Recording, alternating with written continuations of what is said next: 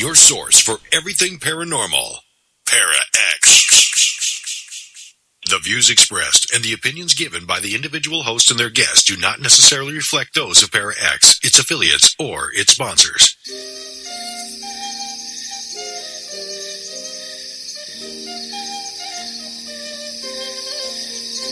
May the circle be open but unbroken. May the peace of the goddess be ever in your heart. Merry meet and merry part, and merry meet again. May the circle be open but unbroken. May the peace of the goddess be ever in your heart. Merry meet and merry part, and merry meet again.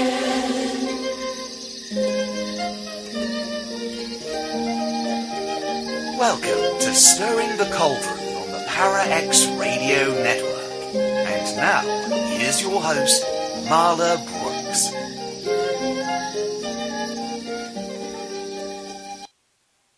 Hey, merry meet everybody, and welcome to Stirring the Cauldron. Now, my guest tonight is Echo Bodine. She's an internationally acclaimed ghostbuster, psychic, clairvoyant, and spiritual healer. And her career has spanned, maybe 50 plus years already, and she's been really busy teaching people about the importance of their spiritual gift.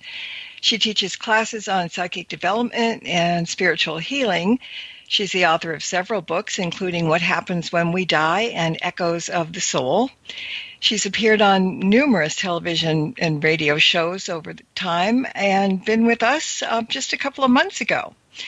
And the reason she's back is because there were so many questions from the chat room that didn't get answered. So we decided to dedicate a whole hour for her to answer questions about death and dying, life after death, what's it like on the other side, communicating with spirits, all that good stuff. So, and I already know that we've got some really humdingers of questions that are coming in. So this is good. So don't be shy. Ask questions.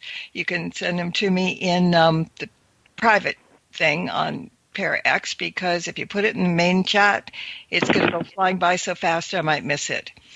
So, like I said, we're taking questions from the Para-X chat room. So if you're not in the chat room and you have a question, please come over to paraxradionetwork.com and join us.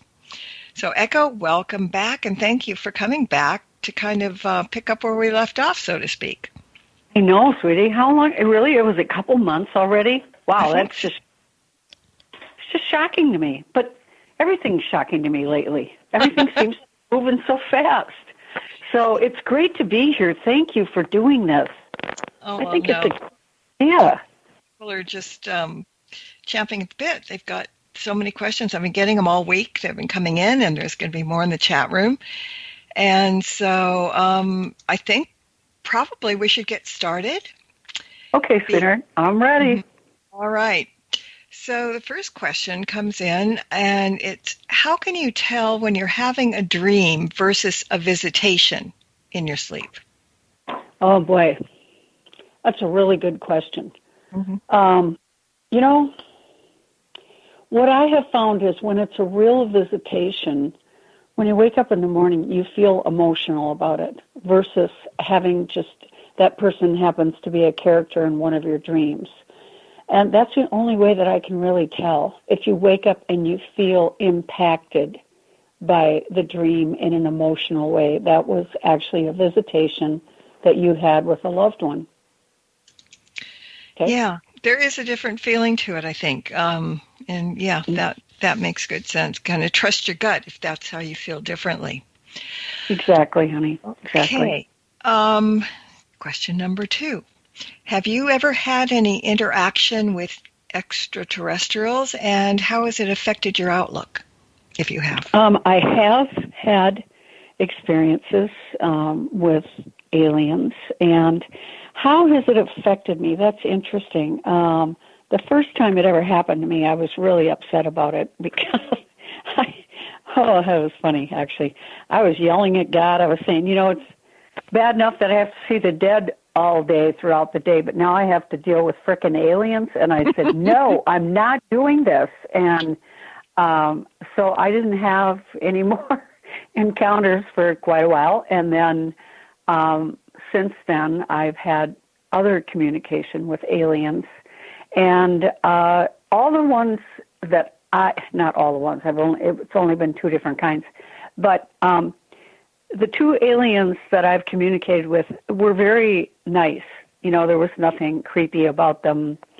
And how has it changed my outlook? It really opened my thinking as far as, wow, there are other universes and there are people, I guess we'll call them aliens, but, they look like people to me. They just look different than we do. Mm-hmm. And again, one of them told me that they were from the planet Ura, U-R-A, and he said it's a planet outside of our solar system. And the other ones, they didn't say where they were from. So it just showed me that there's so much more out there than we know. And again, I have to say they were both pleasant, very, very, not business-like, but very, oh, honey, what's the word? Just intellectual. Professional, yeah, intellectual, professional, yeah. Professional, yeah. And very intellectual. This one guy, he told me, he said, communicating to you, he said, for me, communicating to you is like you trying to communicate to an ant. Oh. Yeah, I know. I know. And he said to me, this is not easy for us to communicate to you. Like, wow. Me trying to talk to an ant? So, yeah, but that's what he said. I curse ants, but, I don't. So do I. Yeah, you can't help them. I mean, God's creatures, but you know what? They're pesky. So okay, I'm curious. So how did you meet up with this ET, or how did you know it was an ET? I mean, what were the circumstances? I know, honey. Okay, so what happened was that I got a call from 3M, the company 3M, their HR person, and she said, we have an employee here who, very nice young man, but there's something different about him than other people, and I really want to offer him as much help as I can. And she said, and I think you're the one that can figure this out. So, me, I'm so used to past life stuff that oh my God, Marla, the last thing on my mind was you or aliens. But, honey, we met at a restaurant, and very, very nice young man. And so we were chatting, and all of a sudden, these 4 aliens kind of floated towards me. And the father said that this was their son, who really, really, really wanted to be a human being, wanted to feel emotion, and what do humans experience. And his father, this was so interesting because his father was the one that made that comment about, the ant. And he said to me at the very end, I had my eyes closed the whole time so I could see the father and the mother and the brother and the sister. And but what was interesting, Marla, was they all look exactly alike.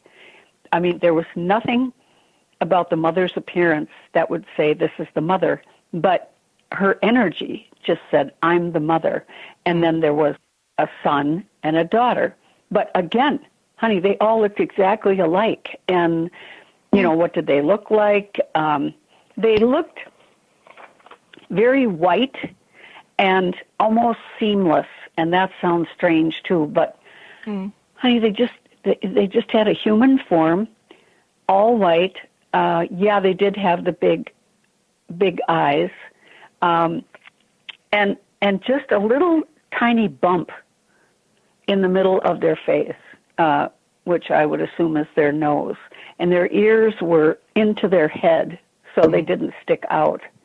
And his father explained to him, and he told him, he said, you have to stop going to that movie. It's making you homesick. And we are not going to come and get you. You asked for a human life, and so you have a human life. So experience everything you possibly can. And when your time is up and you've learned everything you can, then you can come home. And so his father said, I sent a thought to his father and said, movie? He has to stop going to that movie? And he said, the father said, he has seen that movie 13 times, and every time he sees it, it just upsets him. But the father didn't say to me what the movie was. And so I was just repeating everything word for word to the young man, and I could hear him crying, and I just kept repeating everything that the father said. And I could hear the waitress come over from time to time, and he would just say, could you come back in a few minutes? Honey, when the father was done, I opened my eyes. I had kind of this kind of confusion, like, where am I? And okay, that's right. I'm in a restaurant. I'm talking to this young boy, and he told me that everything that the father said, he knew, and it was all a confirmation of the thoughts that this young boy had. And I said, what movie have you seen 13 times? And he said, E.T. No, Encounters, honey, what's that? Close Encounters of the Third. Yeah. Okay, yeah. 13 times, yeah. Oh, my gosh. And so, and then the young boy told me about his life. Oh, my God. He's had every possible experience, and he was only 26 years old. And I knew that he was going to have quite a few more experiences. Mm-hmm. And then, but the other thing, Marla, that was so interesting is the dad says to me, when you're done with this communication, you will forget everything that I have said to you.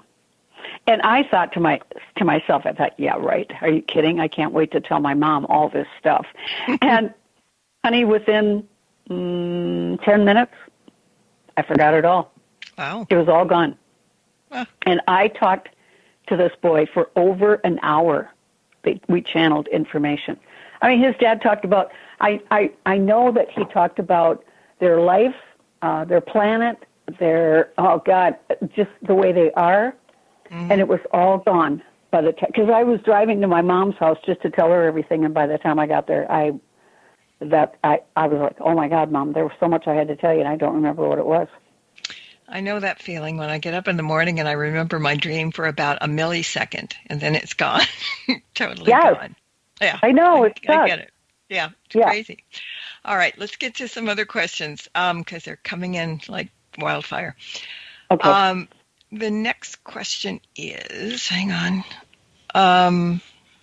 It's there's different parts to it. So he wants to know if we'll be able to embrace our loved ones when we pass, and what form will we see them in, and physically embrace, and then also will we have emotions like we have when we're alive? Is there joy and sadness and anger and all kinds of emotions on the other side?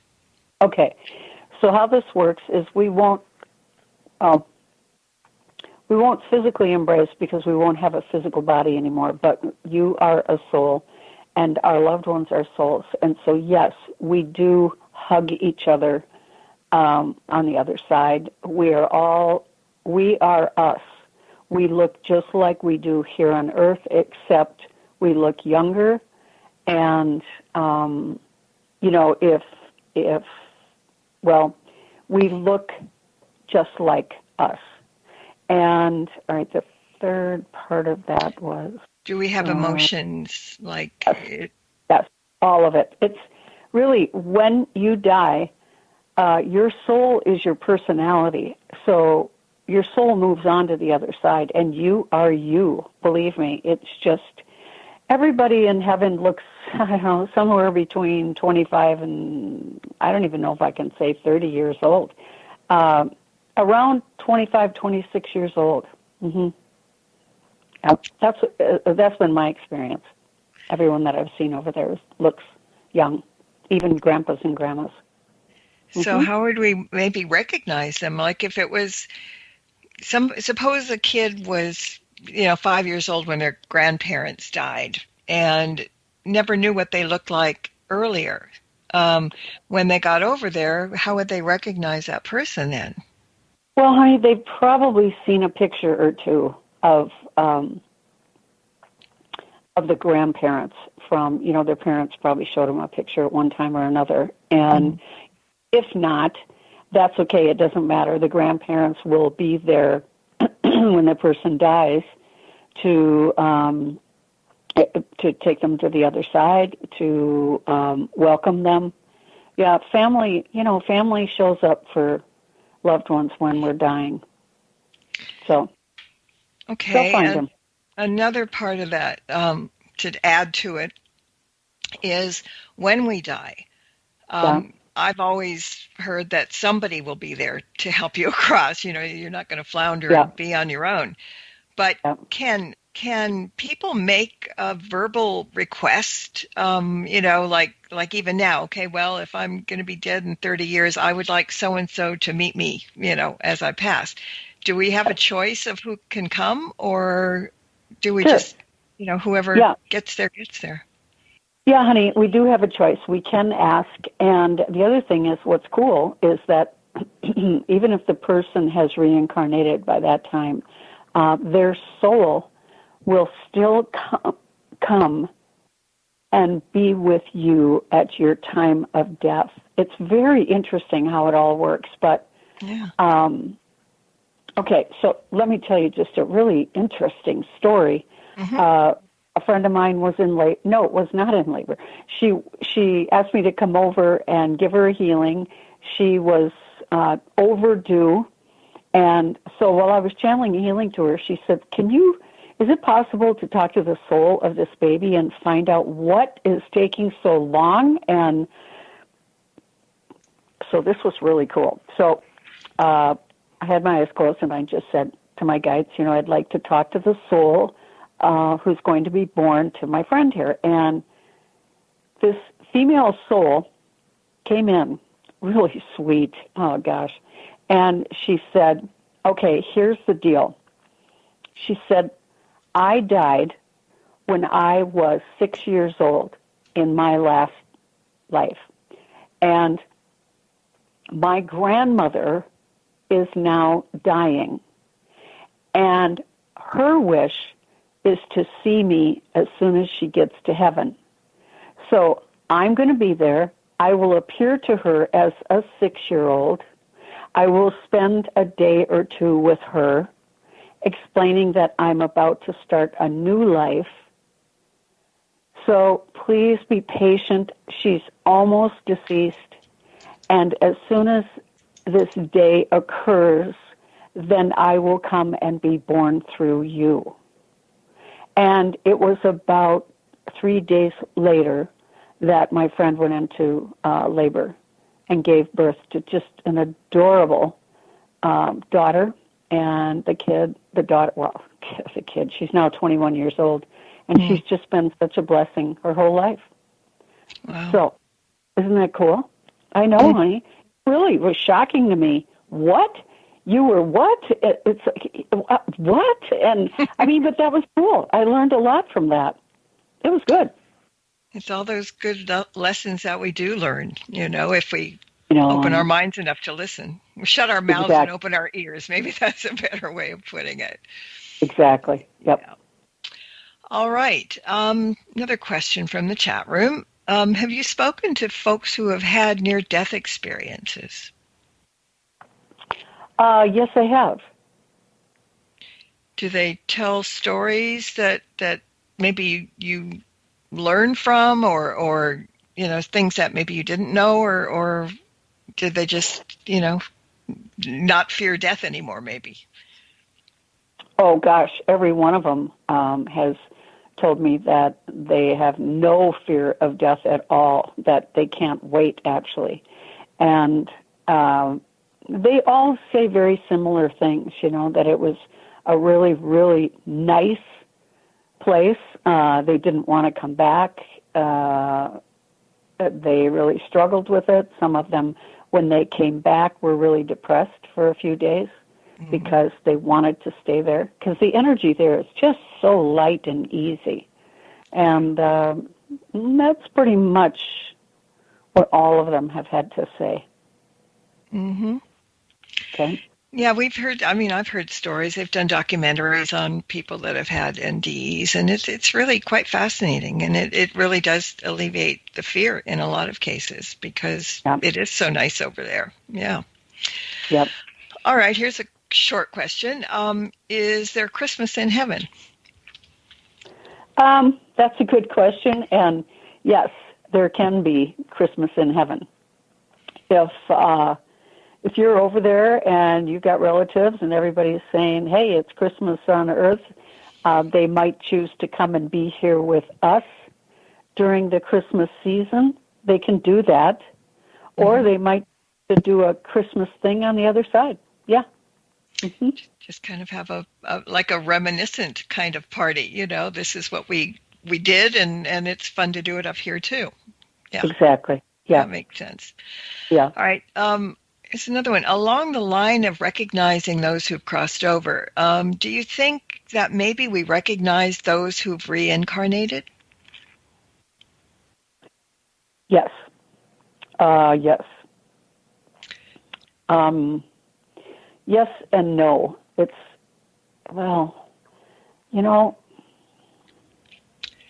I had a question similar to that in a sense, and now I've got to look at it because I did jot it down, but it might make this one easier to answer. Let me see where I wrote it.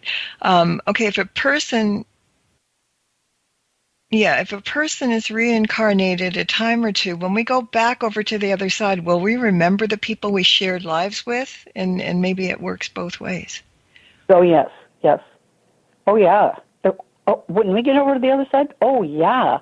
Honey, they have welcome home parties on the other side for us. And a lot of the people that we knew when we were living that are now deceased will be at those parties. Yeah, I'm telling you, it's really cool. The whole system. Sounds funny to say it that way, but oh yeah, we definitely see the people that we knew when we were living. And you know what else? We look at them from a different perspective. Our soul looks at them from a different perspective. And so when we're here on Earth, we see people in a limited perspective. And when we're out of our body and we're our soul, we see kind of the bigger picture of people. So even when we see people that we have resentments towards or, I don't know, angry with, honey, if we're willing to see the bigger picture, then when we look at them, we can see the bigger picture. We have an understanding of why we had that kind of a relationship with each other. Other people choose to stay as closed as possible, and so they keep that rage and anger with them, which is really unfortunate. But a lot of people do that. So when we get to heaven, you'll see people that are really stuck in their old beliefs, and then you'll see other souls that just want to keep growing and looking at things from a higher perspective. Yeah, and she just got me because she said she was asking me that question too, and so she says, she needs my thoughts. But I had another part of that too, was that sometimes we meet people, strangers, for no reason, and we immediately take a dislike to, or some that we immediately gravitate to. So it's my thought that it's true that when we're here on Earth, most of the people that maybe we're related to or are very close to were souls that we shared past lives with. So that's why we recognized them. That's my way of thinking. Yeah, honey. Yes. Okay. I totally agree with you. Yeah. Yeah, because, I mean, why should you look at somebody and just hate them all of a sudden? You don't give them a chance. You just, And I know, honey. And others, you know somebody for 5 minutes and you feel like you've known them a lifetime, and, well, you probably have. Oh, yes, I love that. Yep. Yeah, so that's perfect. All right. Let me see. Okay. Another question. If we call out to others on the other side, can they hear us? Yes. The best thing to do is say their name out loud, and then whatever you want to say to them, you can, because they can hear it. I'm trying to think. You don't want to just say, "Hey, Mom," because if you think about it, there's 100 million moms in heaven. So say their name, and you can say, "Mom, Mary Bodine," but don't just holler out, "Mom." And, okay, here's another thing that's interesting is I called my grandma one time, asked her if she could come, and I was in a therapist's office, and he was telling me, Marla, that all this stuff is in my head and that psychic abilities aren't real and that I have to stop doing this stuff. And so I said to him, well, if I could get somebody to come here and do something, would you believe me? And he said, I suppose, I don't know. And so I just closed my eyes and I said, Grandma Laura, will you please come here? And gosh, Marla, within, I swear, 2 seconds, bam, she was there. And she said, what? She said to me, what do you want? And I said, well, so mental telepathy, I said, Grandma, this guy doesn't believe that this stuff is real. And she looks at him. She goes, oh, really? And so she goes and stands behind him, and she starts playing with the back of his neck. And he starts squirming in his chair. And she looked at me, and she said, I don't like this man at all. And so she just kept playing with the back of his neck. Finally, he gets up out of his chair, and he says to me, all right, make it stop. And so I said, okay. And I looked at Grandma, and she said to me, I don't like him, and I don't want you seeing him anymore. And then she says to me, and on top of it, she says, Echo, I love you dearly, but honey, I have a life, and you can't just say, Grandma, come here. She said, you can ask us to come, but, we are busy. We are living new lives. And that was such a shock to me that, well, I was young at the time, but I thought, wow, so my grandma's not just in heaven waiting for me to call her. Wow, she's got things to do. I thought that was so strange. And but yet again, it was another learning lesson that we can call them, but sometimes they're just not going to come. My sister and I kid a lot about our mom because ever since she died, we're like, Mom, can you come and visit? And she doesn't. And so we always say she's probably playing bingo because that was her big deal when she was living on Earth. But then she does show up at other times. So we just have to remember that they are living lives on the other side. And, it's kind of like, well, if a spirit just calls us in the middle of the day and says, can you come here?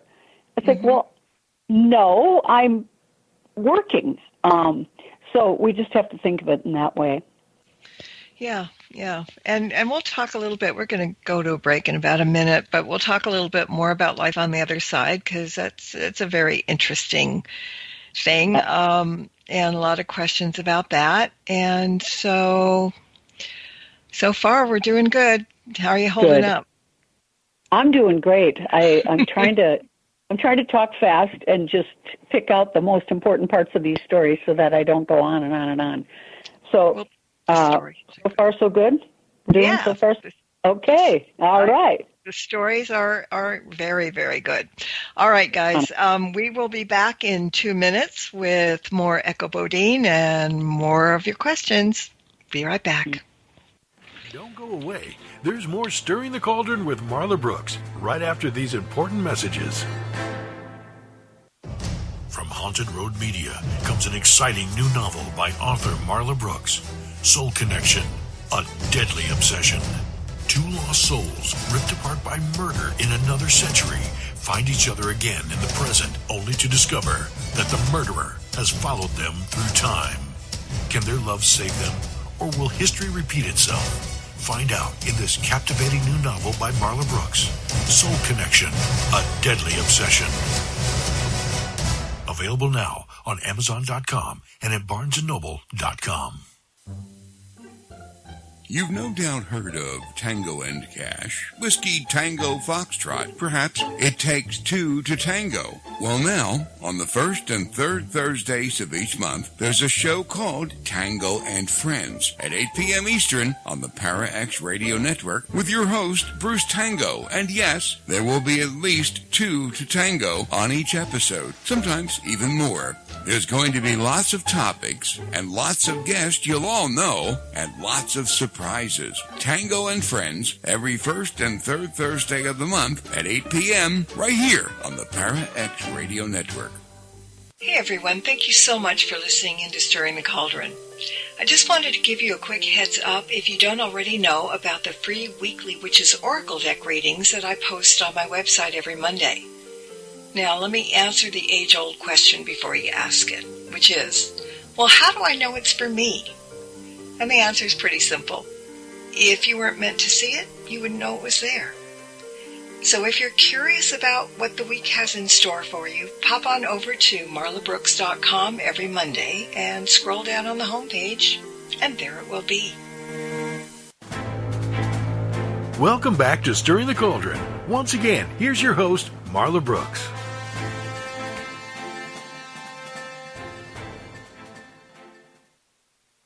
That guy never lies. He always says I'm back, and every time he does, I am. I can't make a liar out of my clear.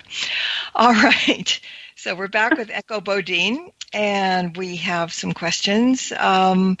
Really interesting things are coming in. So let me find another one. All right.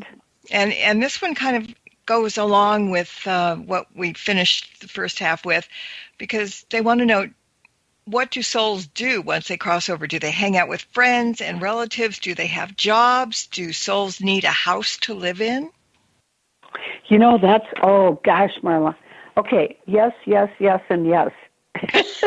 Answer to all those questions. Yes, you know what? We all have a home on the other side. And, oh gosh, yes. I'll just say yes, yes, yes. We find our friends, we find our families. You know, the other thing, though, that's cool is that we see all the other people there that we've known in other lifetimes. And I remember one time in a reading, the information said that, okay, let's say that we're walking down the street in heaven, and people are walking towards us, and okay, how did I say this? So we will look like we do in this lifetime, but if there's somebody coming towards us from our lifetime in Germany, then we see them as they looked in Germany, and we recognize our loved ones from other lifetimes that way. Mm-hmm. So even though when we die and we go to the other side, and we will look like we do in this lifetime, when other people see us from previous lives, we will appear to them as we looked in those lives. Mm-hmm. Okay? And that's how we'll recognize all these people. And, you know, like the angels say, you know, if we've had, Marla, think about it. If we've all had minimum 300 lifetimes, think of all the people we know. Oh, my gosh, girl. We know a ton of people in heaven. Well, that's it. And ancestors, too. How many hundreds of generations of ancestors? So, you know, but... Exactly. Yep. I guess, you know, I'd like to know some of my ancestors, but I don't go, you know, with doing the family tree and everything, I'm only going back to maybe 1600, and then it's so spread out that I can't keep track. When you do Ancestry.com, they give you all this stuff, but it goes back farther than that. And I guess the question that just popped into my head was, if you have so many ancestors going back for hundreds and hundreds and hundreds of years, do they know all of us that come after them? Or, do they kind of stick to their own era kind of thing? Sweetheart, I think so many of them, most of them, I would say, have reincarnated and they've moved on into new lives. Mm-hmm. Okay. Yeah. Yep. All right. Because otherwise it would be crazy. I mean, not necessarily crazy, but, just too many imagine people. A family picnic. Holy smokes. Yeah, and that's just the tip of the iceberg when it comes up to that. Yes. Yeah. It's really strange. All right. I'm trying to read my own scribbles here and see what I can come up. Okay, so a long time ago when you were on the show, you talked about crossing over with your mother not long before she passed. You just kind of went over there, and that was like astral projection, right, in a sense. So if you were able to go over there, can anyone do that if they know how? I mean, can any of us just go and visit the other side and, then come back? And I mean, people don't think we can do that. Well, first of all, honey, it's not easy to consciously astral project. I mean, you really have to learn how to do it. And what's it called? Robert Monroe, is that? I think it's Robert Monroe of the Monroe Institute in Virginia or something like that. Mm-hmm. He teaches. Well, he's deceased now, but they teach people how to consciously astral project. He's got some really good books, Journeys Out of the Body, and then the next one was More Journeys Out of the Body. And he teaches people how to consciously astral project, and then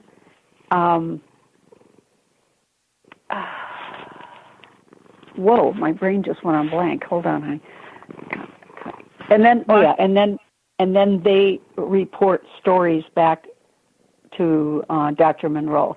And honey, it's possible. The only thing about it. Okay, no, let me back up for a second. We astral project every night when we go to sleep. Our soul comes out of our body. Our soul goes to the other side and visits our loved ones. And when we do have those encounters, it usually comes through as a dream, and we wake up in the morning and we feel emotional about it. We might really miss that person, or we might feel really happy. We think it was just a dream, when in fact, if it feels like a real experience, it was a real experience. Our souls don't go to the other side as much as we think they would, because it is home to our souls. We can be very sad when we come back, again, just like I said earlier, because it is so nice on the other side, and because we have my brain. All right, come on. What's going on here? Because we have, how did I say it? The energy there is just so inviting. Mm-hmm. And then a soul can be, when it comes back to its body and we wake up and it's like, oh boy, we're here on Earth again. It's heavy energy. There's so much going on, especially right now with the COVID and the election. And our souls would love to just, I think a lot of our souls would love to just be done and go back home now. So, sometimes if a person is going out too much, like trying to escape their life, their guides will actually, they can actually force a person, or no, that's not the right word. Not prevent either, but prohibit. Yeah, there you go. Yeah. Prohibit person from a soul from astral projecting. They can actually do that. Yeah. Well, I know, I mean, I really believe that we do go out at night sometimes and do it, but I've tried consciously to astral project and remember. I either I don't have enough patience or I'm just not into it that much. I mean, I really want to try it, but I mean, I got remote viewing down pat. I can do that pretty much, but I can't go out and fly. Yeah. So, it's just kind of interesting. All right. Now, some people believe in a heaven, some people believe in hell, but I've also heard that there's just one place that we all go, but there are different levels according to the status of the soul. And like, for instance, the lower levels are for souls that will either not willingly evolve or are truly evil. But those lower levels are not fire and brimstone like hell is. Do you believe that there is a hell and a heaven, or is it kind of the way I'm thinking, maybe? Honey, it's the way you're thinking. Okay, here's what's interesting is that heaven is, you're right, it's different levels in heaven. It's all about where our consciousness is. But you know what, honey? It's like right here on Earth, we have 4 different levels. Well, I guess I should say 5 different levels of souls living here on Earth. And if you think about all the people, in your community, you can almost put your finger on, yep, that one's a level 2 soul, that one's a level 1 soul, that one's a level 5 soul. A level 5 soul is a very, very advanced soul. And usually when we grow past, when we're done, when we're at the end of level 4, we no longer have to reincarnate on Earth. Okay. But some level 5 souls do come here, and they're kind of like angels on Earth.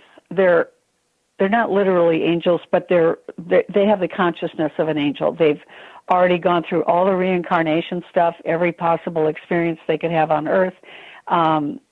But they come back to help, and they come back to be hopeful for people. So it's like we all are at different levels here on Earth, and yet we all live on the same planet together. And that's what it's like in heaven. We are all at different levels in consciousness, but we're all living in what appears to be the same level. But, I remember when I had an out-of-body experience and I was over there, I remember seeing a staircase, and I said to the angel, where does that lead? And she said, to the higher levels in heaven. And I said, well, can I go over there? Can I go up those stairs? And she said, no, you're not ready yet. And she said, when you're ready, you'll be able to go up to the higher levels. But your consciousness is not ready yet. So that's what I can say about that. All right. And so somebody's kind of asking a question. So how do we know, or do we ever find out what level soul we are at? Like if we're here, yes, wherever. Yeah, honey. I wrote a book called Echoes of the Soul, and in the book is explained the different levels. And we can, we could ask a psychic in a reading. We can sense ourself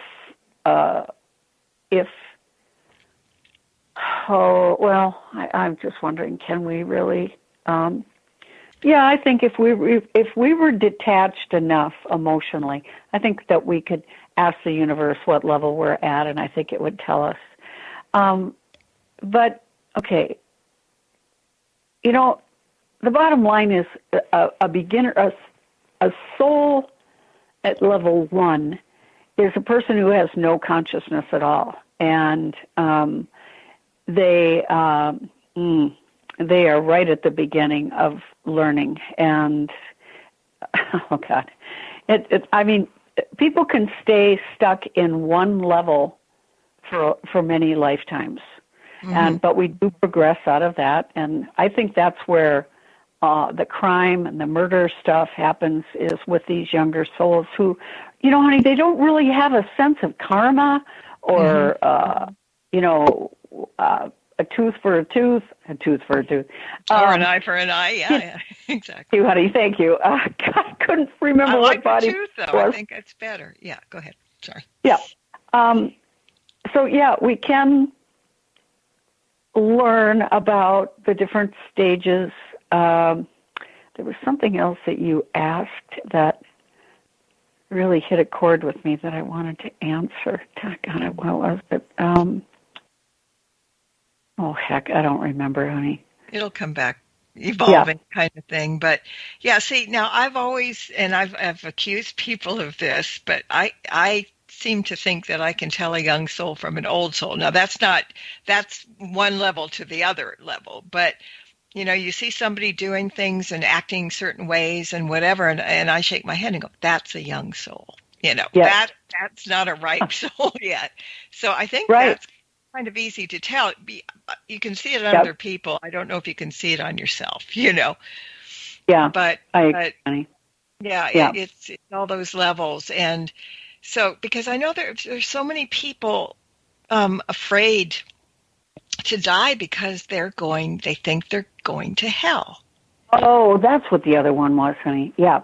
Okay, so I just think this is so interesting.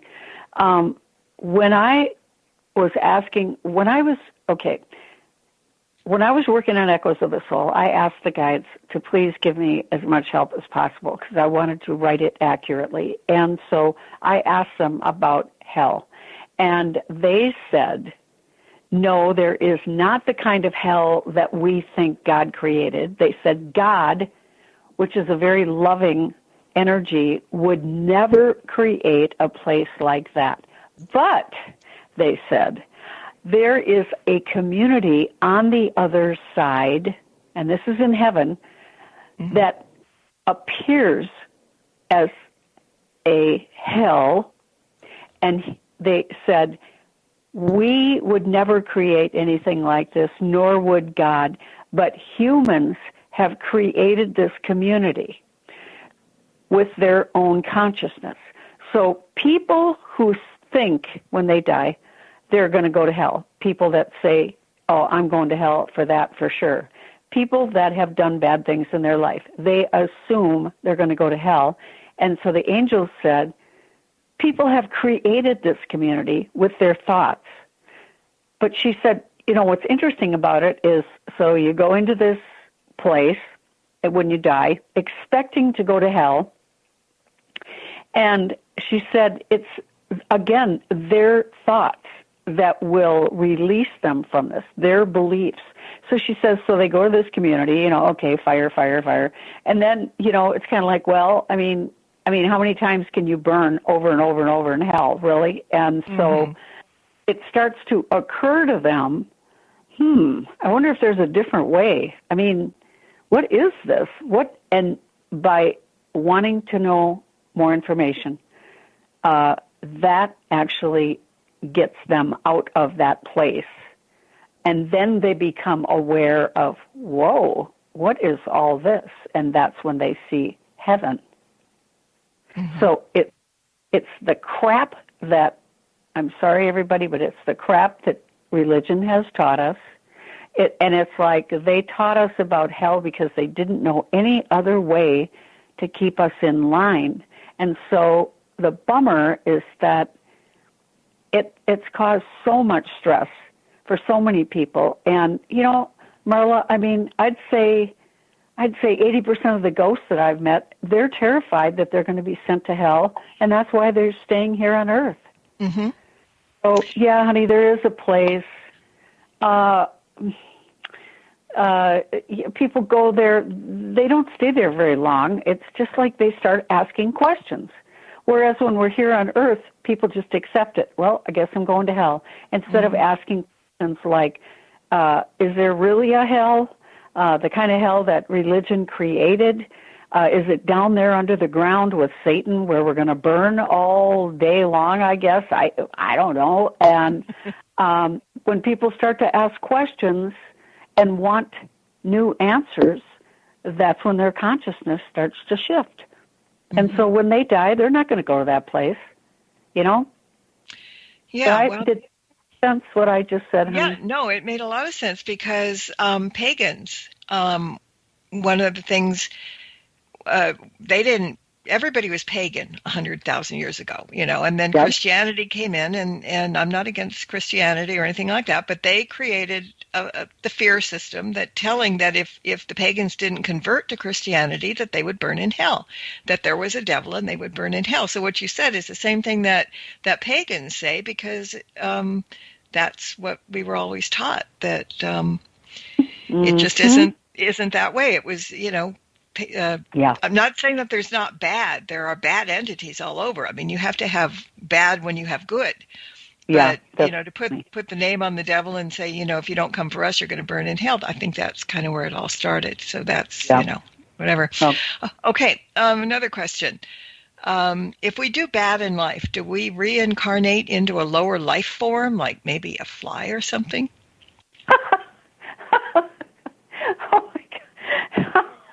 I like that. I'm sorry, that. Or an ant. How about that? Yeah, no, I think a fly. Oh, honey, that's so funny. No, because, I mean, what can you learn as a fly? How not to get swatted? I mean, really. So, no, but, okay, we will reincarnate into the level that we're at.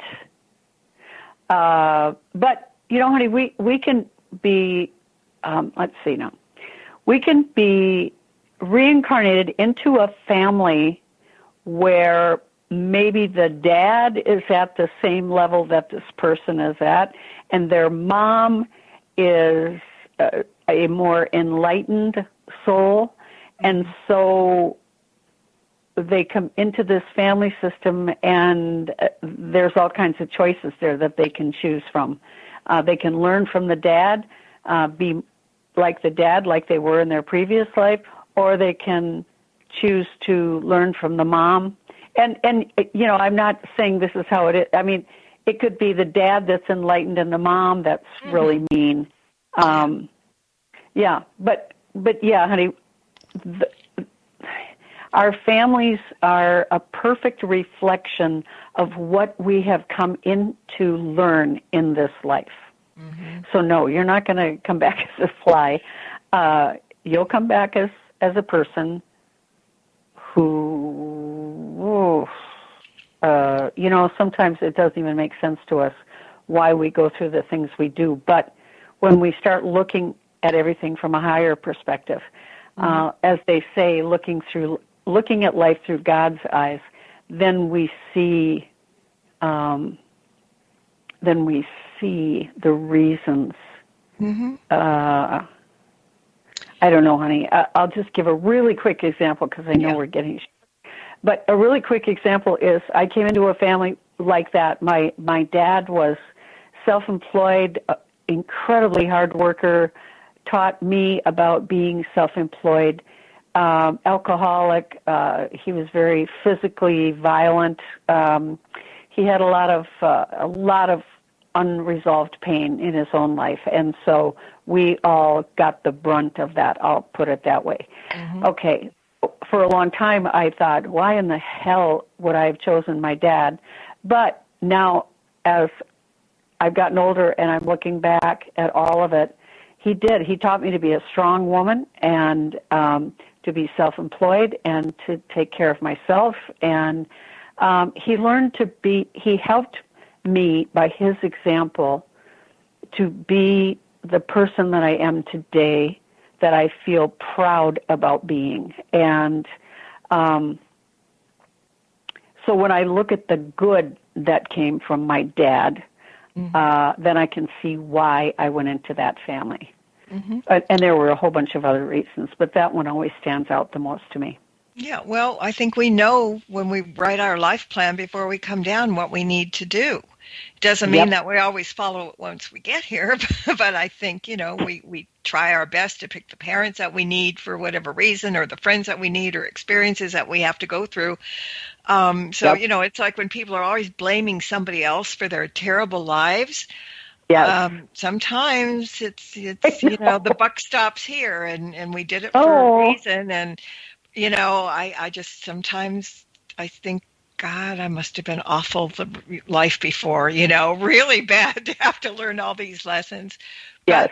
But, it's the way we are. I don't think I was a serial killer, but you never know. I don't have that inclination now, so don't everybody worry. Yeah, I get it, honey. I get it. But the same way. What the hell did I do in a past life to deserve this? And then after a while, you're like, oh, this isn't so bad. Okay, yeah, I learned this, and I got that, now this and that. But you know what? It takes us a long time to get to that point, too, because we do blame. I mean, at first, that's all we know what to do. But then we start to grow, and wow, we become really nice people. And we may have to do the same bad life 3 or 4 times until we get sensible enough to figure it out. So exactly, something to look forward to. We have free will. So like you said, we come in with a life plan, but we also have free will. So we can actually choose to go against our own plan. Yeah. That's the scary part, but it also makes it interesting. All right, we've got like 3 minutes. So tell everybody where they can get a hold of you and find out about your books or what you're up to, and if you're teaching stuff, go for it. Okay, website is echobodine.com, and Bodine is Bodine. And on there, I do a twice-a-month podcast with my friend Bobby Sullivan. I'm teaching classes on Zoom, which is just a lifesaver. I just love it. And let's see, what else? Your books are available. Your books are available at like Amazon and everywhere, any good bookstore, right? Yep. All the books are out there, and Amazon. Yes, it's all on Amazon, and I have a YouTube page. And what else can I tell you? I think you're on Facebook also, so that's another place to find you. Yeah. See, you should be my agent. Yes. Yes, I have Facebook too. God. And I guess I have Twitter, although I never do anything with it. But no, I don't. And again, on Instagram, but I don't even know how to do it. Somebody created it for me. So yeah, I guess I'm out there, honey. That's how you can find me. All right. Well, I know where to find you, and I hope you'll come back at some point soon, and we'll talk some more. So thank you for letting everybody pick your brain tonight. We really do appreciate it. Oh, honey, you're welcome. It's so nice hanging out with you, Marla. Thank you. Oh, and thank you, Sarge. And let's thank everybody for listening in as well. And until next time, everybody, blessed be, and merry meet again. Good night. The circle be open, but unbroken. May the peace of the goddess be ever in your heart. Merry meet and merry part, and merry meet again. Merry meet again. Merry meet again. Thank you for tuning in to this episode of Stirring the Cauldron with Marla Brooks. Please join us again next week at the same time for another great guest and more cauldron stirring. Any rebroadcast or other use of this program without explicit permission is strictly prohibited.